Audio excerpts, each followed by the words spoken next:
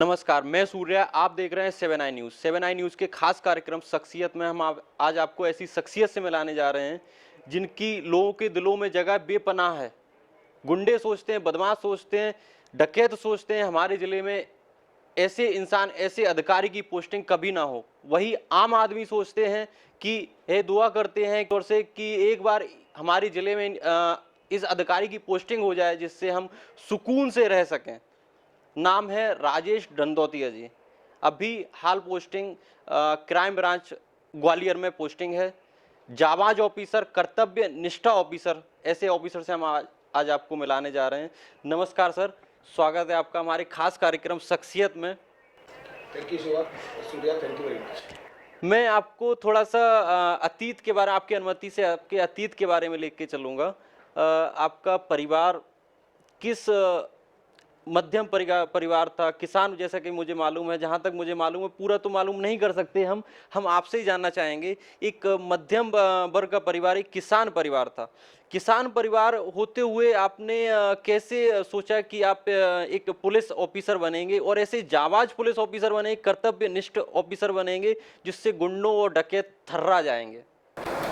मेरा परिवार में मुरैना का रहने वाला हूँ। मेरे पिताजी छोटी मोटी ठेकेदारी करते थे। पूरा कृषक बैकग्राउंड है, कृषक परिवार से हूँ।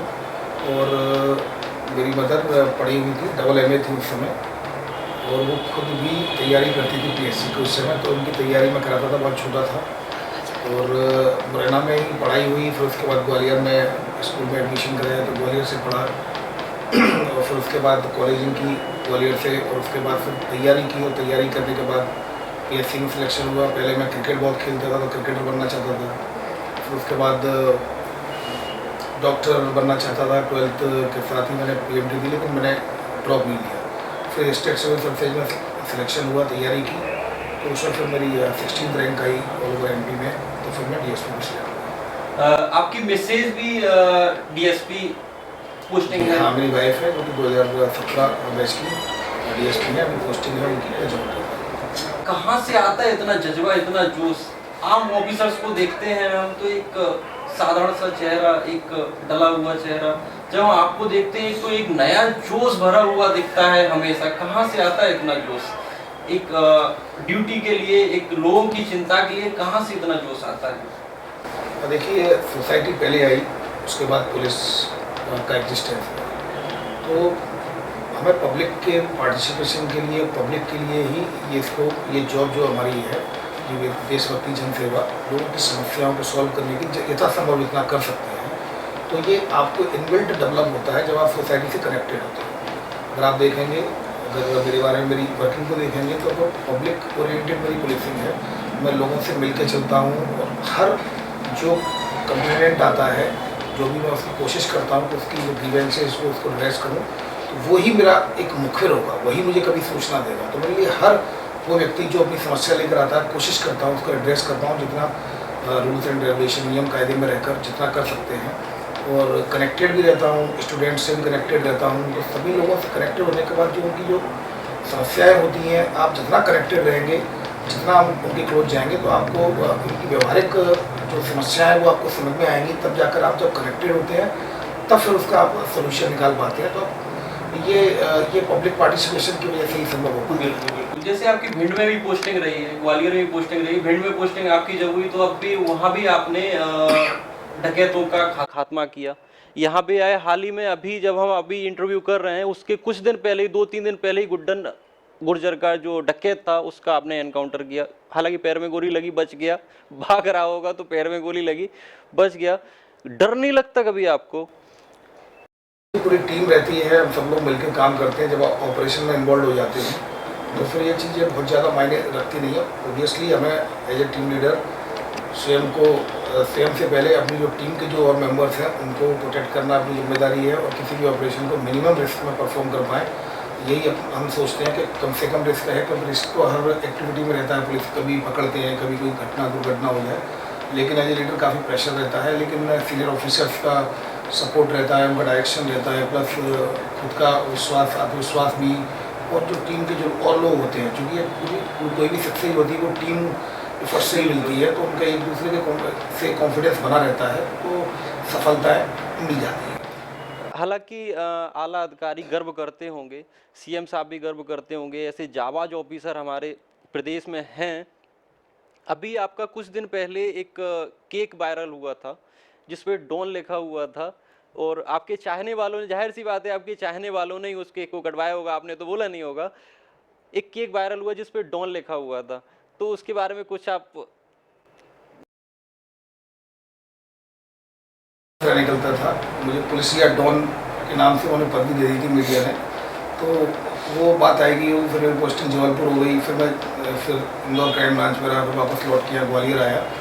तो फिर चूँकि क्राइम ब्रांच के ही कुछ लड़के थे, कुछ स्टाफ था, जब मेरा बर्थडे था तो वो लिख कर उसको लेके आ गए थे। आप पे सूट भी करता है डॉन वाला, एक गुंडों के लिए, एक अपराधियों के लिए, एक डकैतों के लिए एक डॉन वाला केक आप पे सूट भी करता है, ये हम कह सकते हैं। वो उनकी भावनाएं थी जो उन्होंने की, ठीक है, उनकी इच्छा थी। तो लेकिन आम लोगों में, आम जनता में, स्टूडेंटों में, बच्चे बच्चियों में एक डॉन वाला नहीं, एक प्रेम वाला, एक भाई के रूप में आपको देखते हैं, ऐसा मैंने पता किया। बिल्कुल ठीक है, वो मैं स्टूडेंट्स के पास हमेशा जाता हूँ, हमेशा कनेक्टेड रहता हूँ, स्कूल्स हों कॉलेज हों, क्योंकि मैं जब छोटा था, स्कूल में पढ़ता था, कॉलेज में, तो मुझे पुलिस से बहुत डर लगता था। तो जब पुलिस से डर लगता था तो मैंने ये सोचा कि जब तक जहाँ जितनी मेरी प्रेमाइसेज है, जहाँ जहाँ मैं जा सकता हूँ, जहाँ लोगों से कनेक्टेड हो सकता हूँ, तो वो डर उनको महसूस ना होने पाए। तो मैं इसलिए कॉलेज में, स्कूल्स में, सभी जगह जाता हूँ, सबसे कनेक्ट रहता हूँ, उनसे साइबर क्राइम के बारे में डिस्कस होता है, कुछ करियर के बारे में डिस्कस होता है, कोचिंग्स में भी जाता हूँ मैं, क्योंकि स्टूडेंट्स बेचारे बड़े स्ट्रगल करते हैं। मैं भी स्टूडेंट लाइफ में था तो बड़ा एक भय रहता है कि सिलेक्ट होंगे नहीं होंगे, करियर मिलेगा नहीं मिलेगा, सबकी एक्सपेक्टेशंस रहती हैं, पेरेंट्स की, सभी लोगों की, जो पेरेंट्स के ऊपर फुलफिल करना, तो स्टूडेंट दबाव में रहते हैं। तो मैं ये सोचता हूँ कि इनसे मिलकर अपना करियर के बारे में इनसे डिस्कशन करके उनकी क्या प्रॉब्लम्स है, उसमें अगर मेरे अगर बताने से कुछ वो हल्का महसूस हो, तो ये मैं इन सभी लोगों से मिलकर कोशिश करता हूँ कि पुलिस की एक पॉजिटिव इमेज। कभी लाइफ में, सभी की लाइफ में ऐसा एक लम्हा आता है जब वो हताश, निराश हो जाते हैं। हम भी उससे अछूते नहीं, कोई भी शायद ही है कोई इससे अछूता हो जब वो हताश और निराश हो जाता है। आपकी लाइफ में भी कोई ऐसा समय आया होगा जो आप कभी जीवन में भुला नहीं सकते हैं, लेकिन फिर उसके बाद भी आपने कोशिश की और बड़े आगे बढ़े और लाइफ को आगे बढ़ाया और एक जाबाज ऑफिसर के रूप में आप बने, या उससे पहले भी हो सकता है या बाद में भी हो सकता है। हम केवल इसलिए पूछना चाहते हैं क्योंकि ये आज के ज़माने में नव युवा युवती हताश हो जाते हैं और आत्महत्या या सुसाइड का रूप ले लेता है।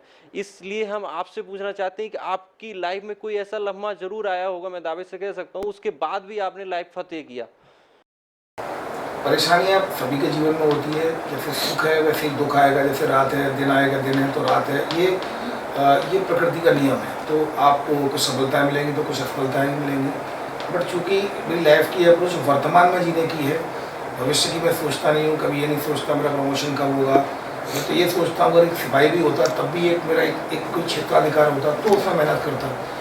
तो समस्याएँ आई, लेकिन कड़ी मेहनत से और लोगों के सपोर्ट से, थोड़ी पॉजिटिव सोच से, इन सब चीज़ों से निकल कर मैं बाहर आ गया। मुझे अभी जीवन में ऐसा कुछ लगता नहीं है कि कोई ऐसी समस्या रही हो जिससे मैं बिल्कुल निकल ना पाऊँ। मुझे लगता है कि सिर्फ ज़्यादा से ज़्यादा कुछ खोना ही तो होता है, केवल भय किस बात का होता है? भय किसी चीज़ को खोने का भय होता है। अगर हम भय से ऊपर उठने की कोशिश करेंगे तो मुझे लगता है कि हम अपने जो जीवन में जितनी भी समस्याएँ आती हैं उनसे कम प्रभावित होंगे।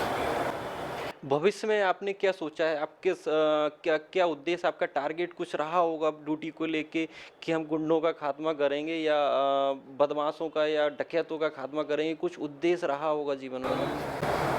भविष्य में तो मेरा यही है कि अभी साइबर क्राइम का फिलहाल सबसे ज़्यादा जो क्रिमिनल्स जो साइबर क्राइम के सबसे ज़्यादा केसेज आ रहे हैं, तो लोगों को अवेयर।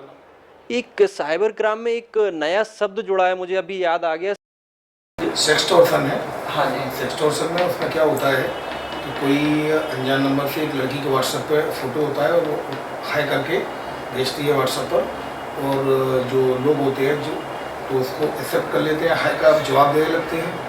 जवाब देने के बाद फिर वो वीडियो कॉल करने का बोलती है, तो फिर जब वो वीडियो कॉल करती है तो उसके बाद फिर कुछ ऑब्सीन कंटेंट होता है, वो स्क्रीनशॉट उसका ले लेती है, क्योंकि आपका चेहरा आ जाता है उसमें, आपका पूरा जो बॉडी आ जाती है। जब आप देखेंगे, जब वीडियो कॉल करेंगे तो सामने वाले का पूरा चेहरा और नीचे का पार्ट आ जाता है, बॉडी पार्ट, तो उसको वो स्क्रीनशॉट ले लेते हैं और स्क्रीनशॉट लेने के बाद फिर उनको ब्लैकमेल करते हैं कि आप ये स्क्रीनशॉट हम वायरल कर देंगे, और सोशल मीडिया का एक्सेस उनके पास होता ही है, तो फिर उसके बाद ब्लैकमेल करते हैं, उनको पैसा दें, और पैसा नहीं देने की अवस्था में वो वायरल करने की धमकी देते हैं, तो वो पैसा देता चला जाता है।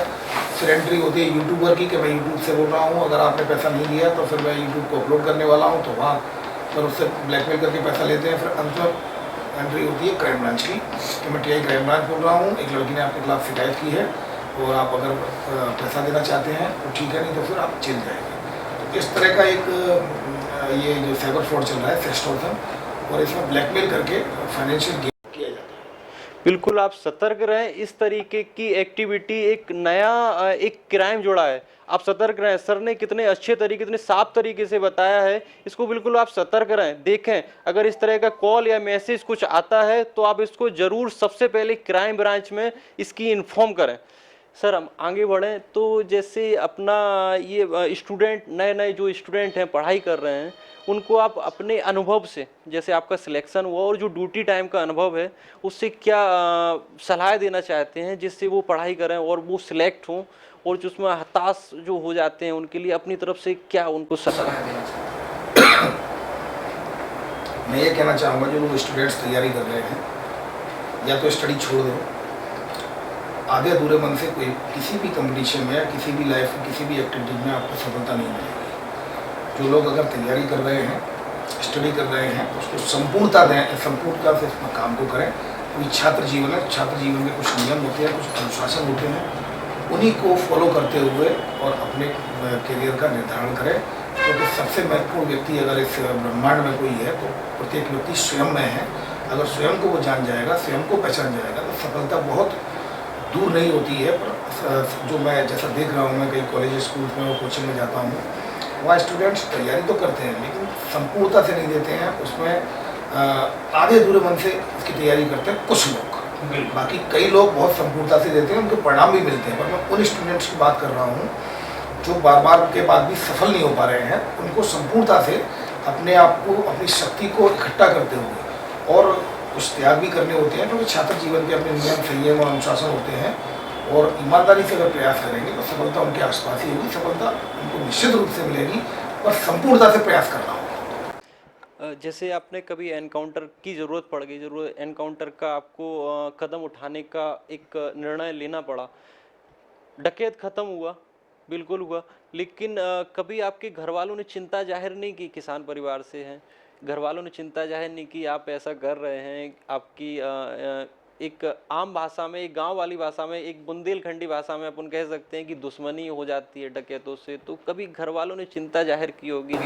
अगर राजेश टिंडोतिया किसी को डकैत से लड़ाई लड़ता है तो उसकी दुश्मनी हो सकती है, लेकिन एक पुलिस वाला किसी डकैत से लड़ाई लड़ता है, उसकी कभी दुश्मनी नहीं होती। हम एज ए ऑफिशियल कैपेसिटी में जो पुलिस ऑफिसर काम करते हैं, तो ऐसे में इसकी संभावना लगभग 0 के बराबर है। क्योंकि इस तरह मैंने अपने जीवन में जो मेरी जितनी नौकरी हुई है, 20 ईयर्स की हो गई है, मैंने कभी ऐसा नहीं देखा किसी ने कोई दुश्मनी मानी हो, क्योंकि आप ऑफिशियल कैपेसिटी में एज ए पुलिस ऑफिसर उस काम को कर रहे हैं।